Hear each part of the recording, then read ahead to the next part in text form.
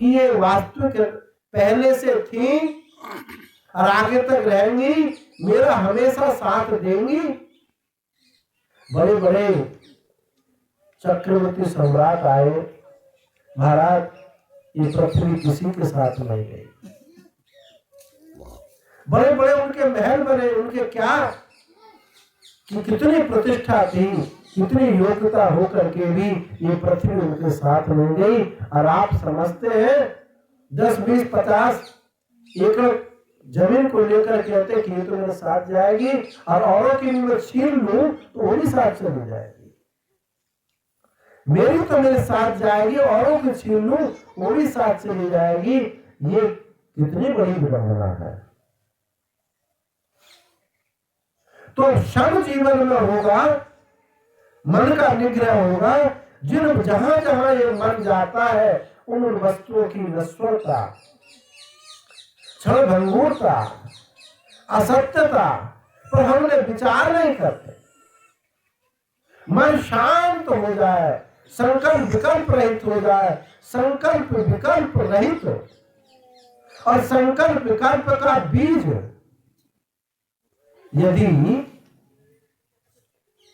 मन में नहीं रहा तो शुद्ध मन का नाम ही ब्रह्माकार वृत्ति। ऐसी वृत्ति जिस वृत्ति के पेट में कोई विषय नहीं है, जिस वृत्ति के पेट में विषय का बीज नहीं है, और निरंतर है, ऐसी वृत्ति जो निरंतर है, विषय आकार बीज नहीं है, यही तो ब्रह्म है। इसलिए संकल्प विकल्प रहित जो मन है, संकल्प विकल्प रहित जो चैतन्य है, उसी का नाम ब्रह्म है।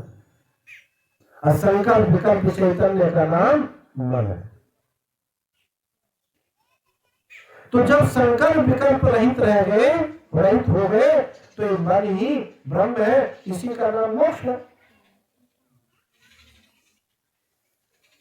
और एक तीसरा साधन, तीसरा द्वारपाल है। तीसरा द्वारपाल कौन था? संतोष। जीवन में संतोष आ जाए तो संसार की जो वस्तुएं हैं, उनकी सत्ता, महत्ता, उपयोगिता, रमणीयता, ये सब की सब समाप्त हो जाए। और यही तो बंधन का हेतु है,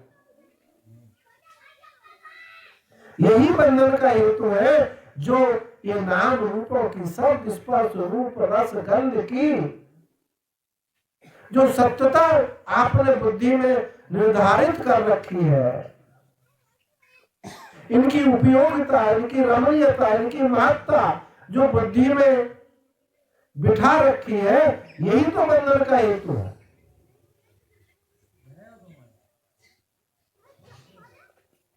जब ये आपको समझ में आ जाए कि वास्तव में सत्य नहीं है, नश्वर है, क्षणभंगुर है, तो आपका मन उधर जाता नहीं। एक टोकरी फल यहाँ रबर के यहाँ रख दिए जाए, और आपने एक बार नजर मारी कि ये तो केवल मंच की शोभा बनाने के लिए रखे गए हैं, ये सच्चे नहीं है। लेकिन ये जो इकन्ने दो सब बैठे हैं, ये नहीं जानते। ये कहते हैं अब पूरा होगा सत्संग, अब हमको सबको फल मिलने वाला है। नजर इनकी यही दौड़ी रहेगी, ये सत्संग नहीं सुनेंगे, क्योंकि इनको तो प्रयोजन है वो फलों से मिलने से। तो ये जानते नहीं है कि रबर के हैं। जब रबर के जान लिया आपने, तो आप दोबारा आपका मन गया ही नहीं। और ये जानते नहीं है कि ये रबर के हैं, सच्चे हैं, तो बार बार जा रहा है मन। हमें मन का स्वभाव है, मन हमेशा सत्य वस्तु को पकड़ता है। यदि पता चल जाए कि झूठी है, तो फिर मन वहां जाता नहीं। तो जीव मन में ये संतोष हो जाए ये संतोष हो जाए कि बस अलम, अब नहीं कुछ चाहिए, तो आप मोक्ष के दरवाजे पे पहुंच गए। पंडितो बहवो राजन बहुज्ञ संशय क्षुधा सदसत पतयो अप्येके असंतोषात् पतन प्रधा। बहुत बड़ा पंडित है, बहुत बड़ा विद्वान है, बहुत कुछ जानने वाला है, कोई शास्त्र उसको अज्ञात नहीं है। पंडितों बहवो राजन बहुज्ञ संशय क्षुधा, और बहुत सारे लोगों का संशय भी छेदन करने वाला है। मंच पर बैठ करके उपदेश दे करके बहुत सारे लोगों की गांठ खोल भी देता है। और बड़ी बड़ी सभाओं का सभापति में बनाया जाता है, इतना सम्मानित है, इतना बहुज्ञ है। परंतु चित्त में एक बात बनी रहती है कि इस प्रोग्राम में अपने को कितनी दक्षिणा मिलने वाली है। असंतोष है तो पतन निश्चित है। चाहे कितना ही बड़ा विद्वान रहा हो, कितना ही त्यागी तपस्वी हो, और बहुतों का संशय छेदन करने वाला भी हो, परंतु यदि संतोष जीवन में नहीं है तो पतन निश्चित है। और चौथा साधन बताया विचार। विचार किसे कहते हैं कि ये विचार है कि आपके सरसों इतनी हो गई और आपके ये दवाई लगा दें तो इस पर रोग नहीं आएगा, और उन्होंने ये दवाई डाली थी, उन्होंने ये दवाई डाली, इसका नाम विचार नहीं। ये तो क्या है, मन दौड़ लगा रहा है। चैतन्य जब कामना से ग्रस्त होता है तो उसी को हम लोभ वृत्ति कहते हैं। तो ये तो एक लोभ वृत्ति है, भोग वृत्ति है, मन की वृत्ति है, ये पुरुषार्थ की कोटि में नहीं है। बड़े बड़े सेठ कहते हैं महाराज हम तो कर्मयोग करते हैं, हाँ अब क्या हमने ये कंपनी चालू की, ये फैक्ट्री चालू की, अब बेटा एक और चालू करना चाहता है, हम तो कर्मयोग में लगे हैं। अब ये सेठों का कर्मयोग है। ये सेठों का कर्मयोग है। एक महात्मा थे, बड़े बुजुर्ग, बोलते थे कि महाराज जब कर्मयोग की परिभाषा देखो, महात्मा की बुद्धि कैसे चलती है। जब सेठ का पैसा साधु की पुतली मिलती है तो महाराज कर्मयोग होता है। कर्मयोग की परिभाषा वो कहते हैं कि जब साधु के माध्यम से जब पैसा, सेठ का पैसा लगता है तो तब कर्मयोग होगा, और केवल अपनी बुद्धि लगा करके तुम कर्मयोग करोगे तो एक के बाद एक कंपनी लगाते चले जाओ। इसलिए कर्मयोग का होता है साधु और शास्त्र की दृष्टि जब युक्त होती है तब कर्मयोग होता है, नहीं तो एक के बाद एक आप धन के इकट्ठे करने की व्यवस्था बनाते रहते। तो इसका नाम विचार नहीं है। विचार क्या है? हमने बताया था कि विचार बुद्धि में बैठता है, पुरुषार्थ बुद्धि में बैठता है, मन में पुरुषार्थ नहीं बैठता। अज्ञात की खोज करती है बुद्धि, सत्य का पक्षपात करती है, सत्य को लेती है। ज्ञात वस्तु में रमण करने का नाम मन है, अज्ञात वस्तु खोजने का नाम बुद्धि है। तो ये पुरुषार्थ बुद्धि में बैठता है। तो क्या विचार करोगे? कोहम कथमिदं जातम को वै कर्ता से विद्यते उपादानम किमस्ति विचारः स्वयं ईदृशः। मैं कौन हूं? कथमिदं जातम् जगत कैसे उत्पन्न हुआ, किसने इसको बनाया, इसका उपादान क्या है। ये जब सब भोग विलासों को छोड़ करके जब ये चिंतन में बैठता है तो इसी विचार का नाम विचार है। बाकी तो सब मन की वृत्ति है। मैं क्या देह हूं? अरे मैं देह नहीं हो सकता, क्योंकि देह तो जन्मता है, मरता है, बीमारी आती है, नष्ट हो जाता है। और मैं आत्मा तो अविनाशी हूं, अजन्मा हूं। मैं न जन्मता हूं न मरता हूं, मैं तो एक अस्तित्व मात्र हूं, सत्ता मात्र हूं। ये सब जो विचार जब करता है तो मोक्ष का दरवाजा खुल जाता है, मोक्ष रूपी महल में प्रवेश हो जाता है। अब कहें कि महाराज हम कोशिश तो करते हैं, विचार शक्ति आती नहीं है, विचार होता ही नहीं है। तो विचार ना होने के लिए एक ही हेतु है कि हम संसार के विषयों के प्रति हमारी सत्यता बुद्धि, महत्ता बुद्धि, उपयोगिता बुद्धि भरी हुई है। तो बोले महाराज हाँ ये तो हम जानते हैं, पर हम इसको छोड़ नहीं सकते। अब कोई ऐसा सरल सहज उपचार बता दो जो ये हम छोड़ तो नहीं सकते पर सहज रूप से हमको पता ना चले और ये छूट जाए।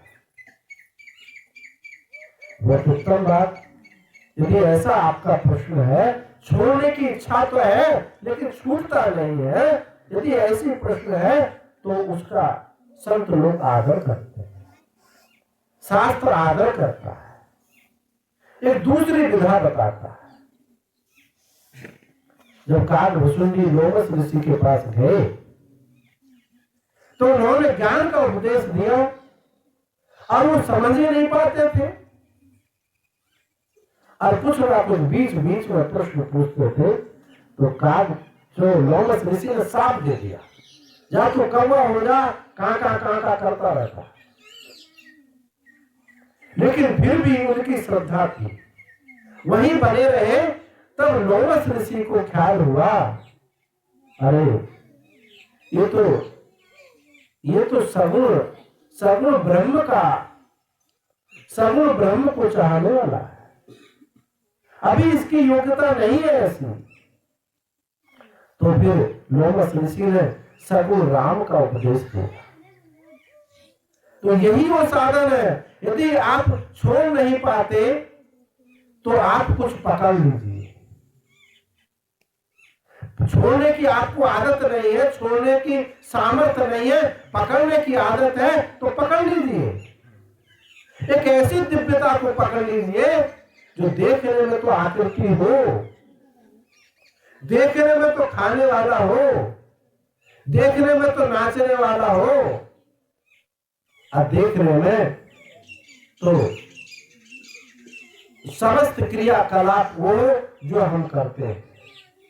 एक ऐसा ब्रह्म को पकड़ लीजिए, शास्त्र ने उसी ब्रह्म का नाम कारुण्य ब्रह्म कहा है। कारुण्य ब्रह्म ये श्री कृष्ण, श्री राम, शिव, मां भगवती जगदम्बा, ये सब कारुण्य ब्रह्म है। करुणा से ये प्रकट हुए, इनके शरीर नहीं है। अजोपि सन्नभ्यात्मा भूतानां स्वरूप सन प्रकृतिं स्वामधिष्ठाय संभवामि आत्ममायया। अजन्मा होकर के भी ये जो उनका जन्म है ना, ये कर्म से नहीं है। ये कर्म का फल भोगने के लिए जन्म नहीं हुआ भगवान का। ये तो प्रकट होते हैं। भाई प्रकट कृपाला दीन दयाला, आप पर दया करने के लिए, आपको इस संसार सागर से उठाने के लिए वो करुण, वो ब्रह्म कारुण्य रूप धारण करके बांसुरी बजाता है,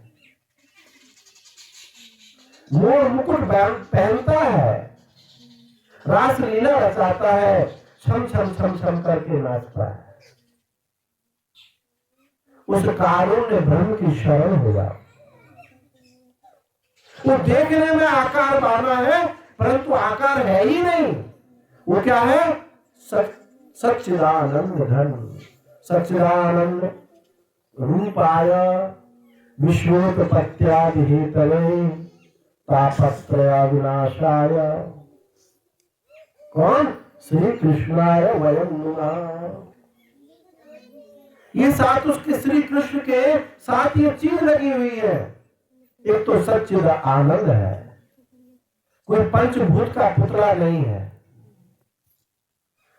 समस्त जगत को उत्पन्न करने वाला है, लय करने वाला है, अपने में लीन कर लेता है और भक्तों पर करुणा करता है, उन पर दया करता, अनुग्रह करता है।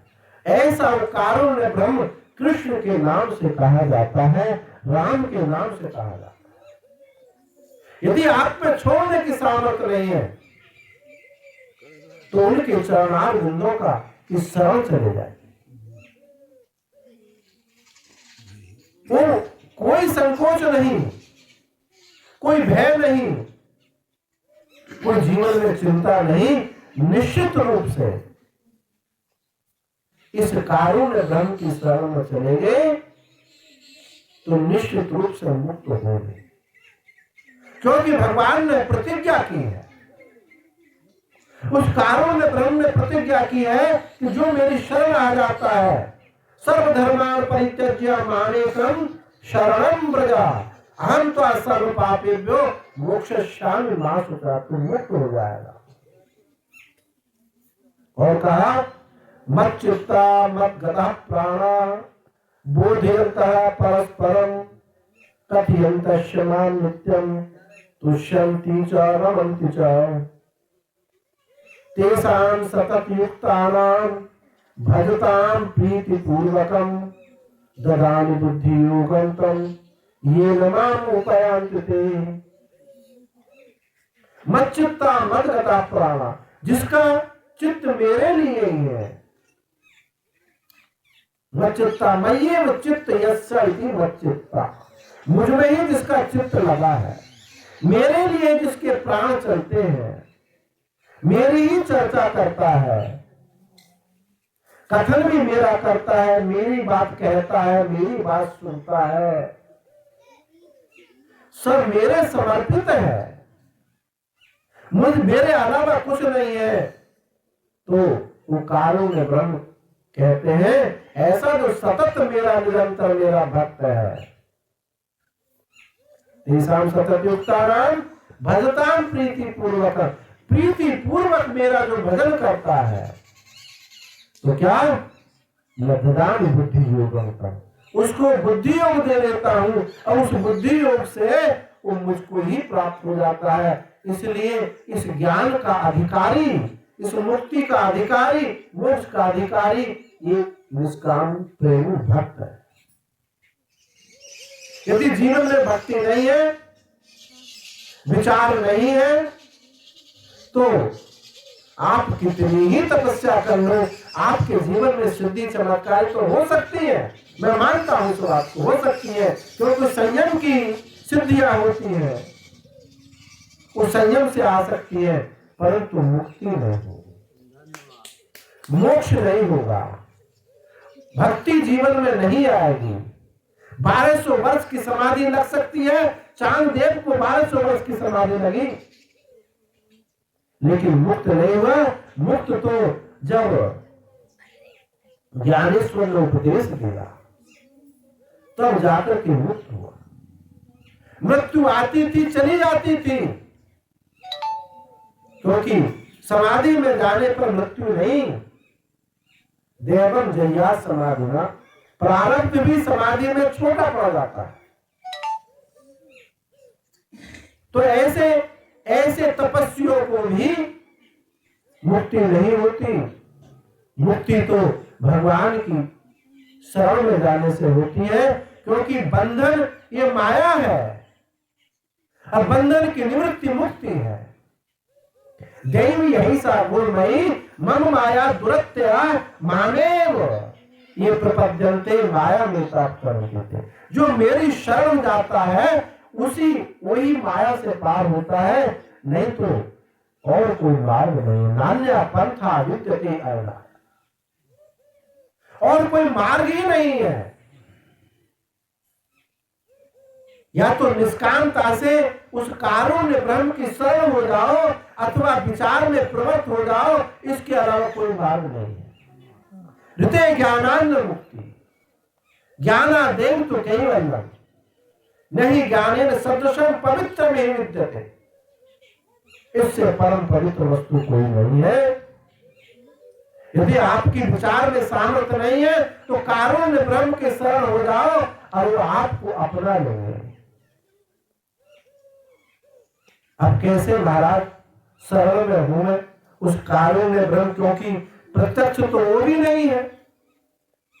बेटा मेरा प्रत्यक्ष है, पत्नी मेरी प्रत्यक्ष है, वहां तो मेरा प्यार हो जाता है, पर वो तो प्रत्यक्ष है ही नहीं।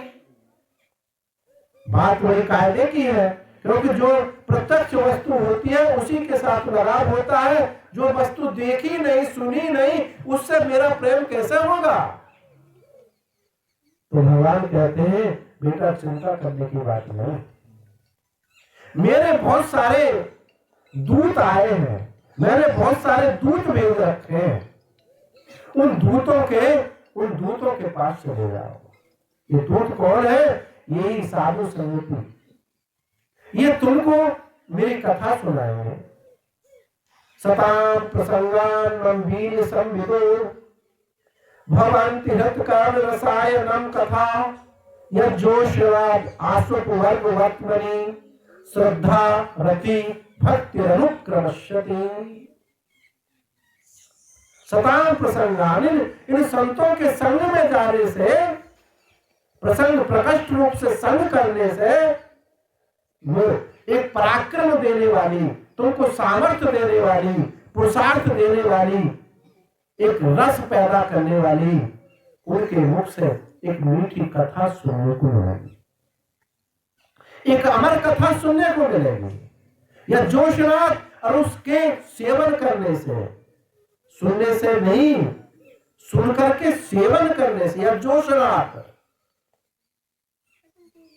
उसको पीने से, पिबत भागवतम रसमालयम कथा, कथा सुन करके सुनी कम जाती है, पी ज्यादा जाती है। तो जो पीते हैं सत्संग को, क्योंकि सत्संग जो ऐसा फल है, निगम कल्प तरोर गलितम फलम सुख मुखाद मृत द्रव संयुतम पिबत भागवतम रसमालयम मुरहो रसिका भूमि भावुका। सुखदेव जी महाराज कहते हैं कि निगम कल्प तरु है, ये वेद रूपी कल्प वृक्ष का फल है सत्संग, जिसके लिए देवता भी लालायित होते हैं और उनको मिलता नहीं है, ये केवल मनुष्य को ही प्राप्त होता है। निगम कल्प तरु फल गलितम, पका हुआ फल है, जिसमें ऐसा फल है जिसमें ना गुठली है ना छिलका है। तो ऐसा जो फल है वो क्या है? रसो वैसा, वो ब्रह्म है, रस है, उस रस का पान किया जाता है। इसलिए कानों से ये पी जाती है, कानों से सुनी नहीं जाती। जो कानों से सुनती है तो सुनी हुई बात तो निकल जाती है, ये पी जाती है, अंदर बैठ जाती है और अंदर वो रस जो है एक कर देता है। तो यह जोश आप जिसके सेवन करने से, जिसके पीने से आशु वर्ग वर्तमनि, आशु माने अत्यंत शीघ्र, अत्यंत शीघ्र मोक्ष के मार्ग में 3 सोपान प्राप्त होते हैं। आशुक वर्ग अपवर्ग वर्तमनि, मोक्ष के मार्ग में, मोक्ष अगंतव्य है, उसके मार्ग में और कुछ पड़ाव मिलते हैं, उन पड़ावों से होकर के वहां खाते पीते हुए तब मोक्ष में प्रवेश कर जाता है, मोक्ष महल में प्रवेश कर जाता है। तो इसलिए ये जो मोक्ष का जो मार्ग है ये भी सुखदायी है और मोक्ष तो परम सुखदायी है ही। इसलिए किसी संत को कहो आप तो महाराज बहुत कष्ट उठाते हो, तो उन्होंने कष्ट तो हमारे पास आता ही नहीं। नहीं नहीं महाराज, आप 3 बजे जाकर के कुआरी में स्नान कर लेते हो और बिल्कुल शीतकाल में भी कोई वस्त्र नहीं पहन रहे हो।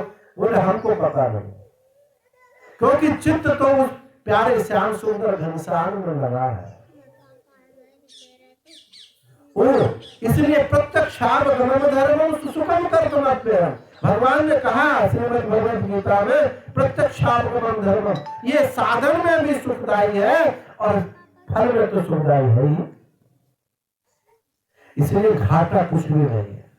अगर 4 साल भी आपने भजन किया है तो वहां से आगे की यात्रा शुरू हो जाएगी और उस क्षण भी आपको घाटा नहीं है किसी भी प्रकार से। या जोश आसुक वर्ग वर्तमनी श्रद्धा रति भक्ति, तो 3 सोपान पढ़ते हैं। पहले सीढ़ी आती है श्रद्धा। भगवान के भजन करने से जीवन में श्रद्धा आती है, फिर रति होती है, प्रीति होती है और फिर भक्ति आती है। पहले श्रद्धा, फिर रति है और उसके बाद में प्रीति। और जब ये तीनों आ जाती हैं तो बस फिर क्या है, भक्तोसी सखा चेती रहस्यम हेतुत्तमम्। भगवान ने कहा जो मेरा भक्त है, भक्तोसी में सखा चेती, जो मेरा भक्त है, जो मेरा सखा है, मैं उसको उत्तम रहस्य बता देता। उत्तम रहस्य क्या है? जहां मन वाणी का विषय नहीं है, जो सबका परम प्रकाशक है, और उस रहस्य को मैं उसको बताता हूं। ऐरा गहरा को नहीं, ऐरा गहरा को तो हम कुछ दे दा के विदा कर देते हैं। किसी ने जो मेरे से परम प्रेम नहीं करता तो उनको तो कुछ दे करके विदा कर देते हैं, जाओ तुम अपने खिलौना में खेलो। किसी को धन दे देते हैं, किसी को पुत्र दे देते हैं, किसी को आज एक जॉब भी आ गई है क्योंकि उसकी मांग ज्यादा हो गई, ये दे करके विदा कर देते हैं। लेकिन जिसको मैं अव्यभिचारिणी भक्ति, अनुपायनी भक्ति, अविरल भक्ति, अविकल्प योग, एक भक्ति मैं उसी को देता हूं जो मेरा परम प्रिय है। तो देखो, आप विचार नहीं कर सकते तो कोई बात नहीं, आप भगवान को पकड़ लो, कथा सुनो, उनको नमस्कार करो, क्योंकि भगवान के दूत सर्वत्र फैले हैं। वो शास्त्र, उन्होंने शास्त्र, बड़े बड़े शास्त्र रचकर आपको दे दिए। उन शास्त्रों का श्रवण करो। जैसे संसार श्रवण करके आपने कानों में घुसाया है, ऐसे ही शास्त्र का श्रवण करके उनको अपने हृदय पटल पर बिठा लो।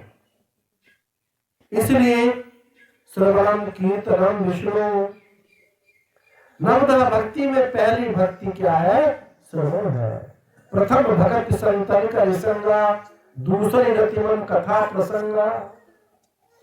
संतों के संग जाएंगे तो कथा सुनने को मिलेगी, श्रवण करने को मिलेगा, और ये जब श्रवण जीवन में आएगा तो फिर मनन भी होगा, और मनन होगा तो निधिध्यासन भी होगा, और निधिध्यासन भी होगा तो ब्रह्माकार वृत्ति में उदित होगी, और ब्रह्माकार वृत्ति में उदित होगी तो अज्ञान में ध्वंस होगा, अज्ञान ध्वंस होगा तो अज्ञान ध्वंस से उपलक्षित वो परम तत्व भी का आपको बोध होगा। तो आज यही पूरा करते हैं।